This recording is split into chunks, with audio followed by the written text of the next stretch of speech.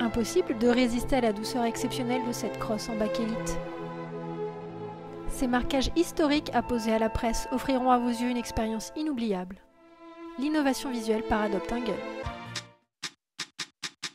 Adopt-A-Gun.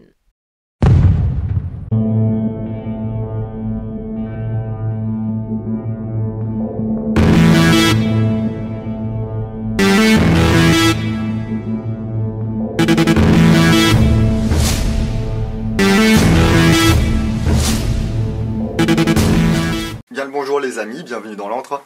Aujourd'hui on se retrouve avec une présentation rapide du P38 AC41 de chez Maruzen, donc encore une réplique japonaise, réplique de PA.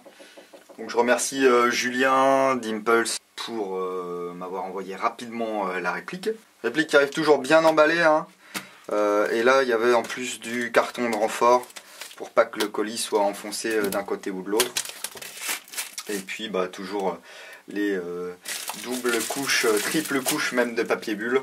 Le colis a mis 4 jours pour arriver. Il était posté un mardi, il est arrivé un samedi matin. Donc bah, toujours une grande efficacité de la poste japonaise. Alors la boîte imitation bois,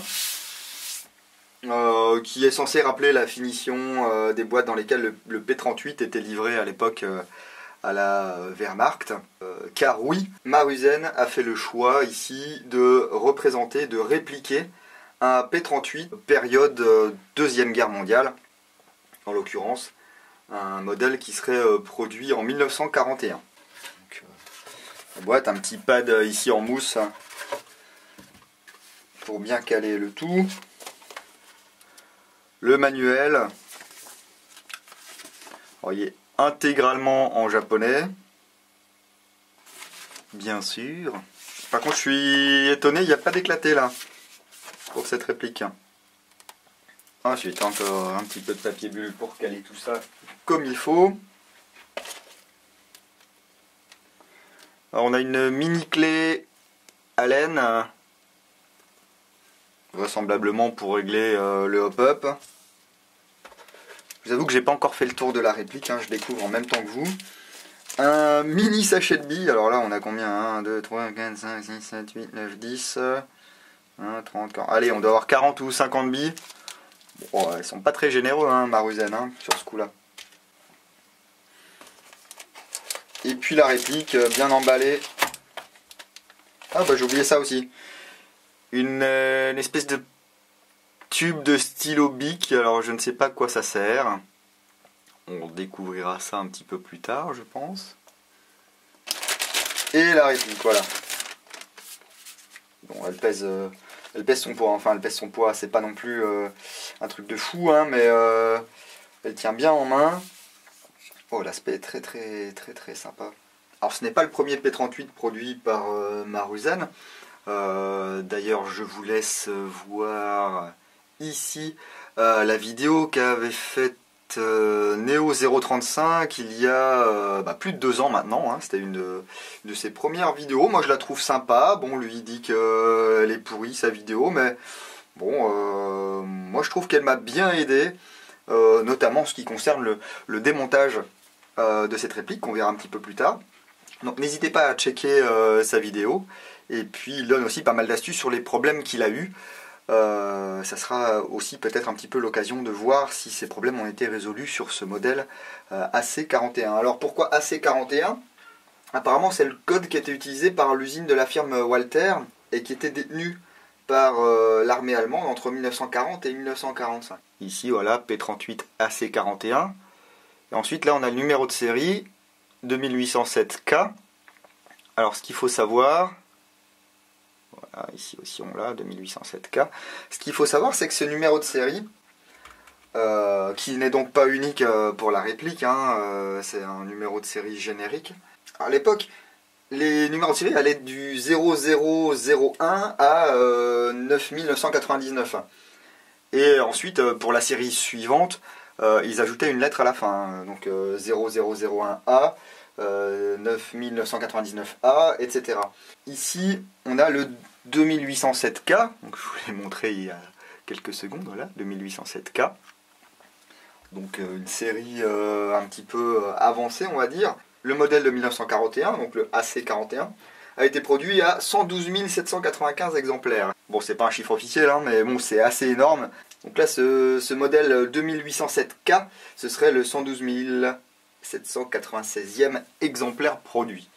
Voilà, bon bah pourquoi celui-ci, peut-être un clin d'œil chez Maruzen, ça je ne peux pas vous dire.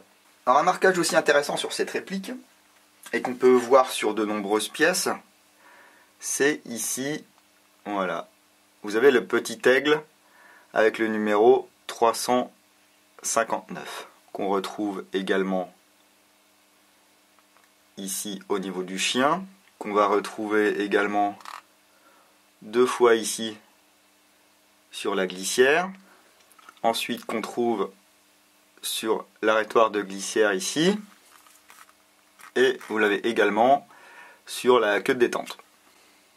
Je crois que c'est à peu près tout. Ah oui, le numéro de série qu'on retrouve aussi là à l'avant. Ici, hop, un petit numéro. Et ça, c'est génial, c'est que les marquages japonais, ils sont cachés en fait par la glissière. Donc ça, c'est bien cool, surtout pour une repro comme ça, historique on va dire. Le cran de sûreté, alors ce qu'on voit, c'est la position dans laquelle il est, c'est-à-dire là je vois le foyer, je suis en position foyer. Si là je suis en, je ne sais pas comment on dit sûreté en allemand, schlafen, je sais pas, non ça c'est dormir, et bien là je ne peux plus tirer. Voilà. Alors vous l'avez remarqué, lorsque j'actionne la queue de détente, je peux avoir un tir en double action, ou alors je peux avoir un tir en simple action. Donc là notre levier de sûreté, bah, il sert aussi à désarmer la réplique. Voilà. Donc c'est pas mal. Ce qui est magnifique, là, malheureusement, c'est pas rendu correctement par la caméra. Ça sera mieux en photo dans la review complète, je pense. C'est les plaquettes en imitation bakélite qui sont vraiment très très bien rendues. C'est très joli. Avec ici l'attache pour la dragonne et puis bah, le loquet de rétention du chargeur. Hein. Ouais, sont vraiment, enfin, ça change des plaquettes noires qu'on peut voir bah, à peu près tout le temps sur le P38. Hein. Moi, j'aime vraiment beaucoup. Et puis la finition. Alors, je parlais de la vidéo de Néo tout à l'heure. Lui avait une finition métal, donc avec des parties, les angles là. Passés au vernis un peu métallique. Bon, celle-ci n'est pas une finition métal. Je suppose parce que c'est censé être une réplique sortie de boîte, hein, sortie d'usine. Donc ils n'ont pas fait de vieillissement artificiel dessus. Bon, moi ça me dérange pas. Voilà. Franchement, je l'aime bien comme ça. L'aspect est très bon. C'est de l'ABS, mais on sent qu'il y a du bon plastoc. Alors les organes de visée, bon, 1941, hein, on n'est pas non plus dans des trucs super avancés, mais en même temps, quand il s'agit de viser, il n'y a pas besoin non plus de chercher midi à 14h. Hein. On aligne les organes de visée, on tire, ça touche, c'est une arme de poing, c'est pas fait pour tirer à 50 mètres, hein. C'est vraiment l'arme de poing allemande de la Seconde Guerre mondiale. On parle souvent du Luger, du P08. En fait le P38 et son successeur, même si on trouvait encore beaucoup de Luger partout pendant la guerre, le P38 a vraiment fait son trou. Hein. Je reviens donc sur ce marquage 359 parce que je sais pas si je vous ai dit, en fait c'est le marquage en fait qui dit que les pièces ont passé le contrôle qualité, on va dire, hein, pour l'armée allemande. Le numéro, c'est le numéro de l'usine, hein, qui a produit les pièces. Il faut savoir qu'à partir de la mi-1942, cet aigle n'était plus frappé que sur le corps et la glissière. On remarque que l'extracteur est une pièce à part entière, il n'est pas moulé dans la glissière. Là, voilà, une petite vue sur le nozzle. Et ici, on peut voir le réglage du hop-up. Je vous avoue que je suis pas fan de ce genre de hop-up qui se règle avec des clés Allen. Bon, d'une part parce que c'est souvent la misère à régler, et d'autre part parce que ça peut avoir aussi tendance à bouger et à pas être très efficace. Ça, on le verra pendant les tests de tir.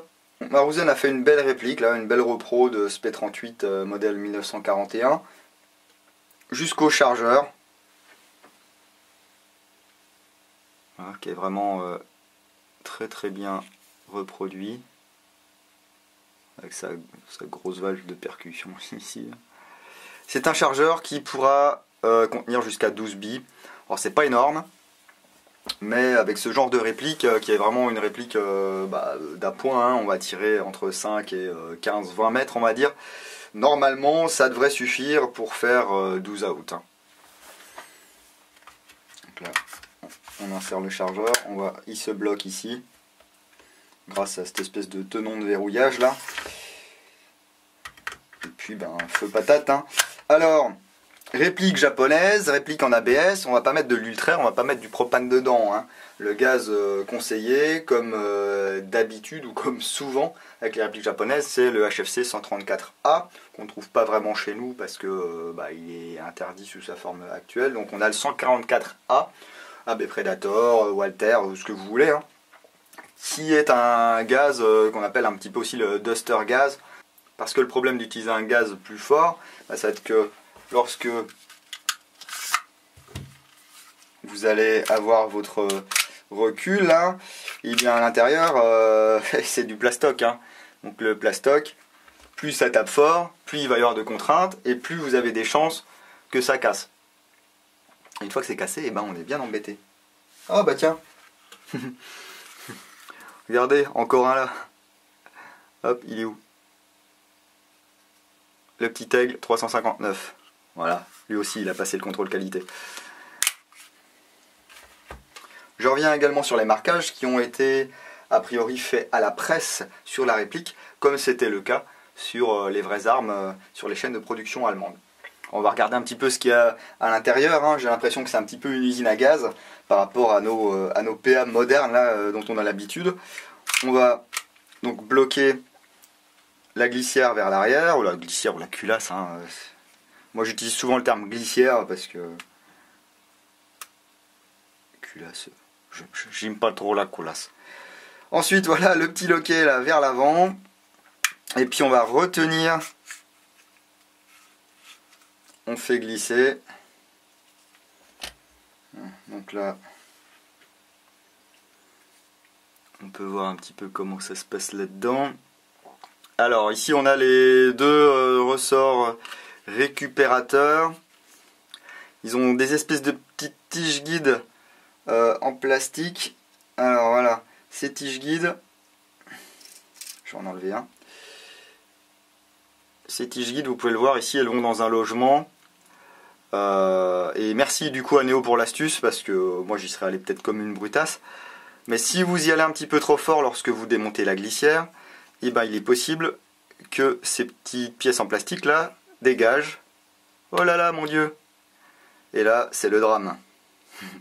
Si vous perdez ça, votre réplique elle va beaucoup moins bien fonctionner.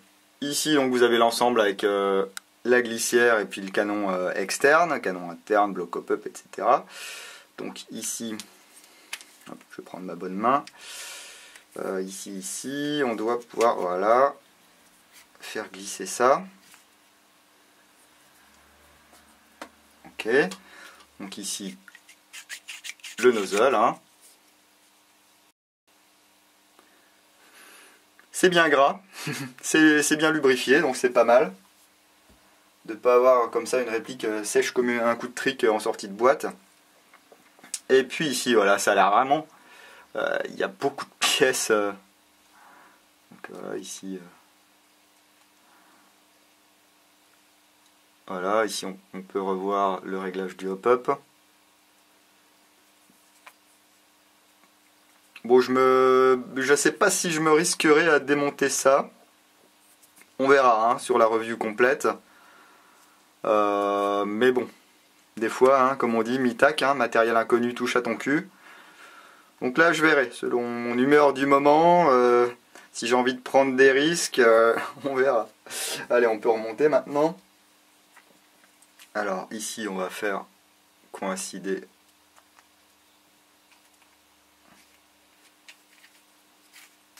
Voilà. Et là, un petit peu comme Bibi, hein.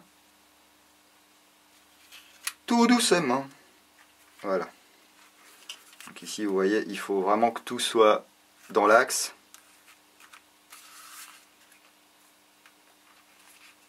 Là, on appuie ici.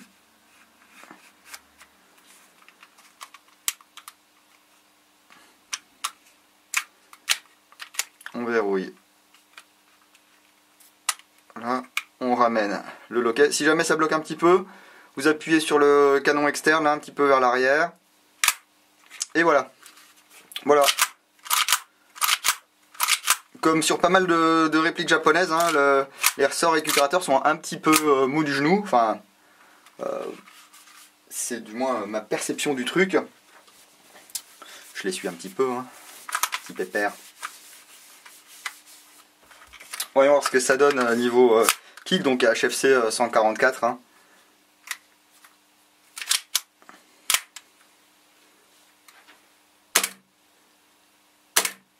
Ah, écoutez,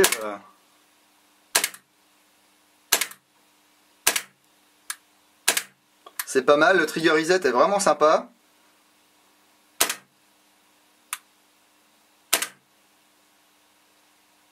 Il n'est pas très long. Ça accroche pas. C'est pas mal. Ah, plus de gaz. Si, non. Non. Plus de gaz. Donc 12 billes. Avec la charge de gaz, vous pourrez tirer vos 12 billes largement. Hein.